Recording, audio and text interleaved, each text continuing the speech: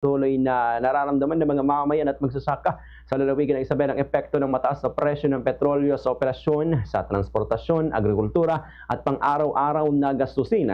Sa panayam ng Bombo Radyo Kawayan kay Vice Governor Francis Faustino Kiko D, sinabi niyang ramdam lalo ng mga magsasaka ang pagtaas ng presyo ng diesel na ginagamit sa pagpapatakbo ng mga traktora at water pumps, lalo na ngayong panahon ng anihan. Halos doble ang gastos sa bukid pero bumababa pa rin umano ang presyo ng ani sa merkado. Dahil dito, nagsagawa ang pamalang panlalawigan ng Isabela ng Ad hoc Committee upang pag-usapan at imbestigahan ang epekto ng drought sa lalawigan, kabilang ang tulong sa mga corn farmers na naapektuhan. Umaabot na sa mahigit 30,000 na hektarya ang naapektuhan na tinatayan nasa 30,000 na magsasaka. Patuloy pang kinokolekta ang datos ng mga municipal at city agriculturists at posibleng umabot pa sa 60,000 na hektarya at 50,000 na magsasaka ang maaapektuhan. Ayon kay Vice Governor D, tatalakayin ng komite kung ano ang maaring ibigay ng national government sa probinsya at mga lokal na pamalaan upang matulungan ang mga apektadong magsasaka at layunin ng probinsya na maging pantay-pantay o uniform ang tulong batay sa listahan ng mga municipal agriculturist.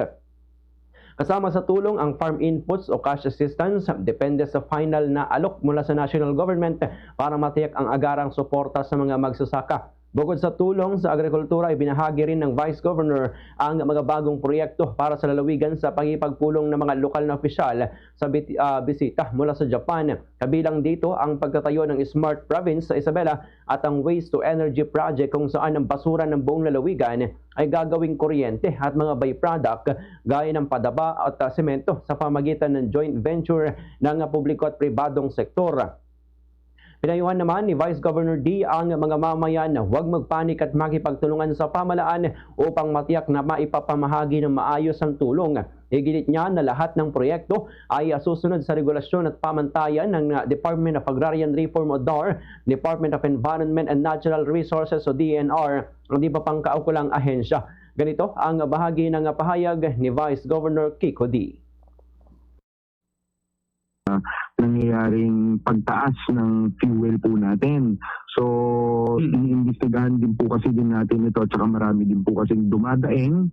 Unang-una dahil nga napakataas na at marami rin po nagre-reklamo dahil nga una, limitado lang yung pagbenta. Pangalawa, parang naaabuso na. Pangalawa din po, ang isang tinalakay din po natin is papaano nga kung halimbawa magtuloy-tuloy po ito na talagang yung stocks po natin or yung